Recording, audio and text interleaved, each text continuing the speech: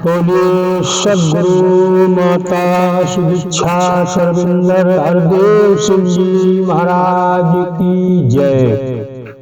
प्यारे साध संगत जी, दास को यहाँ पर एक छोटा सा दृष्टांत याद आ रहा है कि एक आदमी के दिमाग में हर समय एक बात चल रही थी कि स्वर्ग कहाँ है और नरक कहाँ है। एक दिन वो इसी प्रश्न का उत्तर जानने के लिए एक महात्मा जी के पास में पहुंचा और महात्मा जी से पूछा कि महाराज, आप तो महात्मा हैं, आप संत हैं, तो कृपा करके आप मुझे ये बताइए कि स्वर्ग कहाँ है और नरक कहाँ है। महात्मा जी ने कहा कि इस प्रश्न का उत्तर जानने के लिए आपको मेरे पास कुछ दिन ठहरना पड़ेगा। उस व्यक्ति ने बड़ी सरलता से हामी भर ली कि ठीक है महाराज, चाहे जितना दिन आपके पास मुझे रुकना पड़ेगा मैं रुकने को तैयार हूँ, लेकिन मुझे मेरे प्रश्न का उत्तर चाहिए। साध संगत जी, वो व्यक्ति महात्मा जी के पास में ठहर गया। कुछ दिन के बाद उसी रास्ते से एक लाश जा रही थी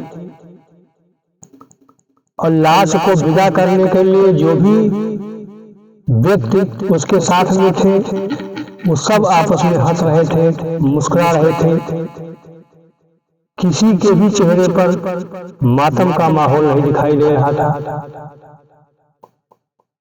और कुछ लोग आपस में बात कर रहे थे कि आज हमारा गांव, हमारा इलाका, हमारी एरिया स्वतंत्र हो गया, क्योंकि इस व्यक्ति से इतना भयभीत थे लोग, इतने डरे हुए थे कि सभी का जीना हराम था। आपस में लोगों को लड़ा देने का काम ये आदमी करता था। हर समय ये लोगों के लिए काल की तरह खड़ा रहता था। रास्ते में राजनी का भी काम कर लेता था, जमीन जायदाद भी लोगों का हड़प लेने का काम करता था। इसलिए आज इसके जाने से ये समझ लीजिए कि वापस हम लोगों के क्षेत्र में एक दिवाली का माहौल बना हुआ है। इतने खुश थे लोग।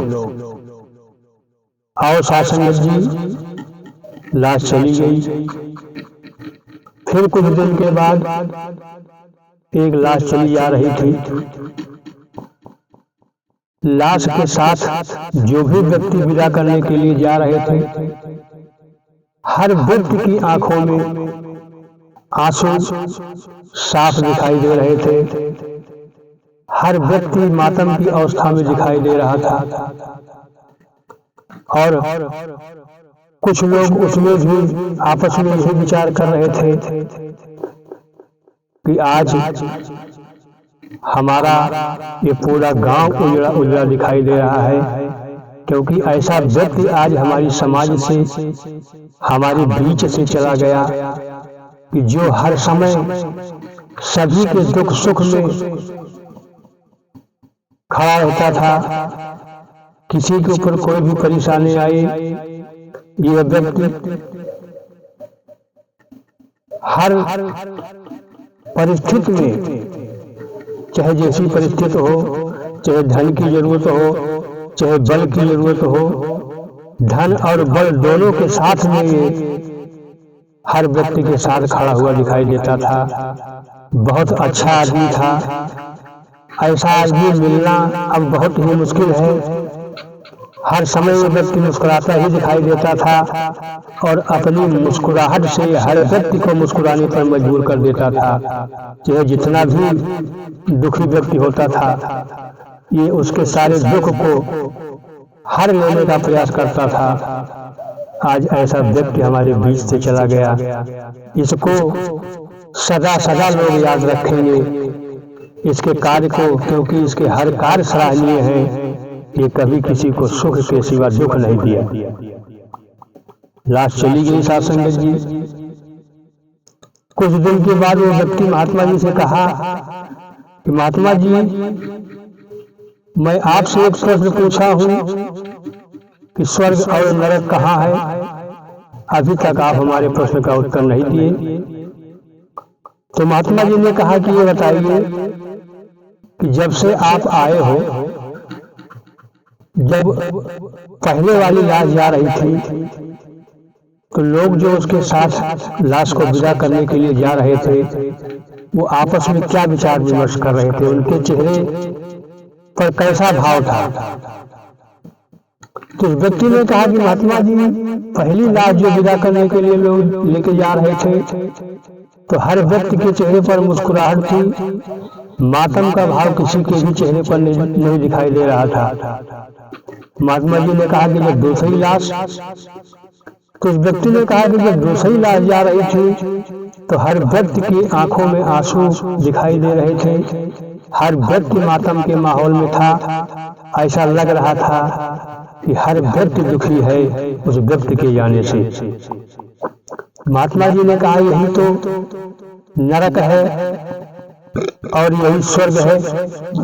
जो पहली लाश जा रही थी वो नरक में जाने का संकेत कर रही थी, क्योंकि उसके भाव अच्छे नहीं थे।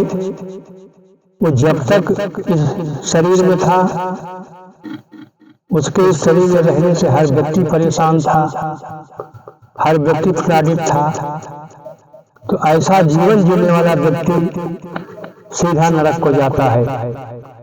और दूसरी लाश जो थी वो व्यक्ति जब तक इस शरीर में था, हर व्यक्ति उससे खुश था, प्रसन्न था, और उसके जाने का गम हर व्यक्ति के चेहरे पर दिखाई दे रहा था। वास्तव में यही स्वर्ग है। तो आओ साध संगत जी, ये जीवन मुझे परमात्मा ने दिया है तो उस विचार से जीने के लिए दिया है, उस कर्म से जीने के लिए दिया है कि जिस विचार और कर्म से हर व्यक्ति प्रसन्न रहे। और शरीर में रहकर तो प्रसन्नता सब करे ही, और शरीर को छोड़कर जाने के बाद भी लोग आपकी सराहना करें। वास्तव में यही प्रमाण है इस मनुष्य जीवन की सफलता का। तब साध संगत जी वो व्यक्ति ये बात कहने का अधिकारी है कि बड़ी भाग मानुष तन बावा, सुर दुर्लभ सब ग्रंथ ही गावा। यह मनुष्य का शरीर मुझे मिला हुआ है अच्छा कर्म करने के लिए, लोगों को खुशियां देने के लिए, ना कि लोगों को दुख देने के लिए। तो आओ साध संगत जी, ये जो जीवन है ये मेरे हाथ में है, परमात्मा ने खुली छूट हमको दिया है।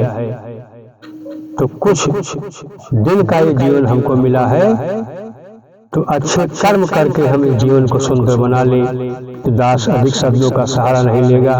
प्यार से बोलिए धन निरंकार जी।